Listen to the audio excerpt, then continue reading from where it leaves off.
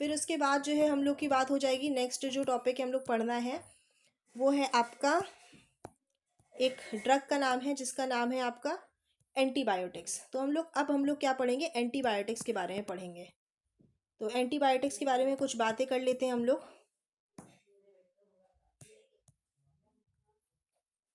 तो ये आपकी एंटीबायोटिक्स के बारे में बातें हैं कुछ जो हम लोग कर लेते हैं अभी। और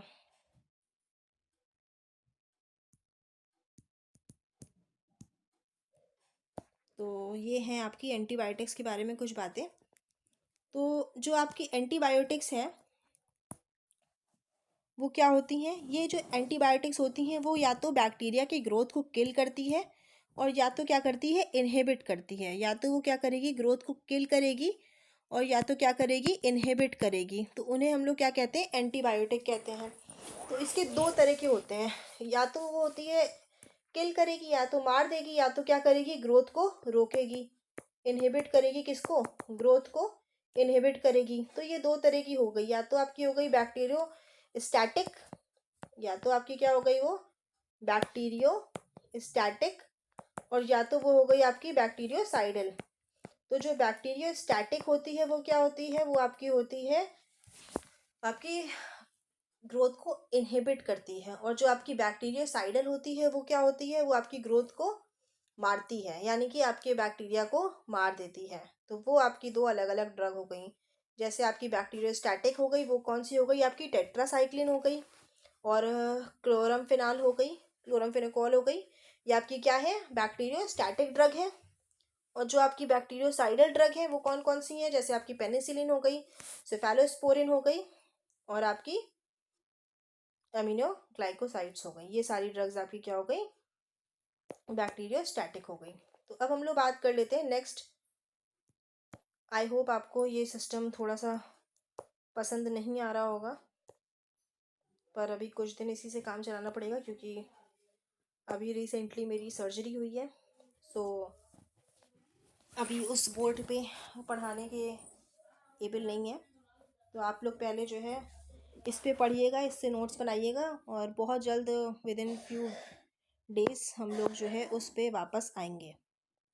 तो नेक्स्ट हम लोग क्या करेंगे, हम लोग को उसके बाद पढ़ना है आपका ब्रॉड ब्रॉड स्पेक्ट्रम एंटीबायोटिक्स हम लोग पढ़ेंगे। तो जैसे कौन कौन सी आपकी ड्रग्स जो है डिवाइड हुई हैं। तो सबसे पहले हम लोग बात कर लेते हैं ब्रॉड स्पेक्ट्रम एंटीबायोटिक की। तो जो ब्रॉड स्पेक्ट्रम एंटीबायोटिक्स है वो क्या है, the substance act wide range of micro organisms, जो कई सारे रेंज को जो है एक्ट करती है अगेंस्ट, उसे हम लोग बोलते हैं ब्रॉड स्पेक्ट्रम। चाहे वो ग्राम पॉजिटिव हो और या फिर वो क्या हो, ग्राम नेगेटिव बैक्टीरिया हो। जैसे कि आपकी हो गई टेट्रासाइक्लिन, क्लोराफेनिकोल, और आपके जो भी सब्सटेंस हैं जो लिमिटेड रेंज के होते हैं वो हो गए आपको नैरो स्पेक्ट्रम। तो एक होती है ब्रॉड, नाम से ही पता चलता है ब्रॉड यानी कि हर तरह की, और एक होती है आपकी नैरो स्पेक्ट्रम यानी कि सीमित होती है वो, या तो वो कुछ करेंगी आपकी ग्राम नेगेटिव पे या फिर आपकी करेंगी ग्राम पॉजिटिव पे। तो उनके केमिकल स्ट्रक्चर के अकॉर्डिंग जो है वो डिफरेंट टाइप्स की होती हैं ड्रग्स। जैसे आपकी सल्फोनामाइड्स हो गई, सल्फोनाजाइन हो गई, पेनिसिलिन हो गई, सिफेलोस्पोरिन हो गई, टेट्रासाइक्लिन हो गई, मैक्रोलाइड्स हो गई, और नाइट्रोबेंजीन हो गई, नैलिडेसिक एसिड हो गया, एमिनोग्लाइकोसाइड्स हो गई, या फिर रिमिफिसिन वगैरह, टीबी ड्रग्स वगैरह हो गई हैं। तो ये सारी क्या है, आपकी कुछ ड्रग्स के बारे में बातें हैं। अब बात कर लेते हैं हम लोग इनके मैकेनिज्म ऑफ एक्शंस क्या होते हैं।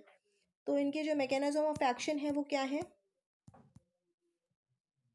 वो है आपका एनी एंटीबायोटिक में एक्ट बाय इनहिबिटिंग द, कोई भी एंटीबायोटिक है या तो वो क्या करेगी, या तो वो सेल मेम्ब्रेन के फंक्शन को इनहिबिट कर देगी, यानी कि जो उसकी सेल मेम्ब्रेन है उसकी ग्रोथ को क्या करेगी, रोक देगी। जैसे कि ये बैक्टीरिया है, ये इसकी मेम्ब्रेन है, तो इसकी मेम्ब्रेन को क्या करेगी, आगे नहीं बढ़ने देगी। यहाँ पे क्या करेगी, कवरिंग कर लेगी और उसको आगे बढ़ने नहीं देगी। और या फिर क्या करेगी, सेल वॉल का सिंथेसिस रोक देगी। कुछ बैक्टीरियाज में क्या होता है, सेल वॉल भी प्रेजेंट होती है, तो जो उनकी सेल वॉल है उसका क्या करेगी, इनहिबिशन कर देगी। यहाँ पे इसको क्या करेगी, वो रोक देगी। और या फिर क्या कर सकती है, उसका जो प्रोटीन है, जो भी उसका प्रोटीन है उसके सिंथेसिस को क्या करेगी, ब्लॉक कर देगी। और या फिर उसके जो न्यूक्लिक एसिड है उसके सिंथेसिस को ब्लॉक कर देगी। और या फिर जो उसका जेनेटिक फॉर्मेशन है उसके सिंथेसिस को ब्लॉक कर देगी। तो ये क्या है, इसके कुछ मैकेनिज्म ऑफ एक्शंस हैं ड्रग के। आपके कौन सी ड्रग्स के? आपकी एंटीबायोटिक्स के। तो ये आपकी क्या हो गई, कुछ बातें हो गई आपकी एंटीबायोटिक्स की और role of nurse in drug administration. तो आज के लिए क्लास हम लोग इतना ही रखेंगे, बाकी बातें कल होंगी। और जो भी आप लोग के डाउट्स हो वो आप कमेंट में पूछ लीजिएगा। कमेंट में आप लोग को वो सारी चीज़ें ज़रूर बता दी जाएंगी जो भी आपके डाउट्स होंगे। और हमारा जो पहले वाला सिस्टम है वो पता है अच्छा था, क्योंकि सामने से पढ़ने में बात ही अलग होती है। तो उस पर हम लोग बहुत जल्द वापस आएंगे। अभी फ़िलहाल कुछ दिन आपको इसमें कोऑपरेट करना पड़ेगा, और आई होप आप सभी लोग कोऑपरेट करेंगे इसमें, और इसको भी उसी चाव से पढ़ेंगे जैसे वो पढ़ते थे। और इसे भी आप लाइक शेयर और कमेंट ज़रूर करिएगा, और हमारे चैनल को सब्सक्राइब करिएगा और शेयर ज़रूर करिएगा, ताकि ज़्यादा से ज़्यादा लोग जो है इस वीडियो को देख पाए। और कोशिश करेंगे कि आपके लिए इससे बेटर कंटेंट लेके आए, और ये जो बुक का कंटेंट है इसके अलावा कुछ और लेके आए आपके लिए। तो इसकी पूरी की पूरी कोशिश रहेगी।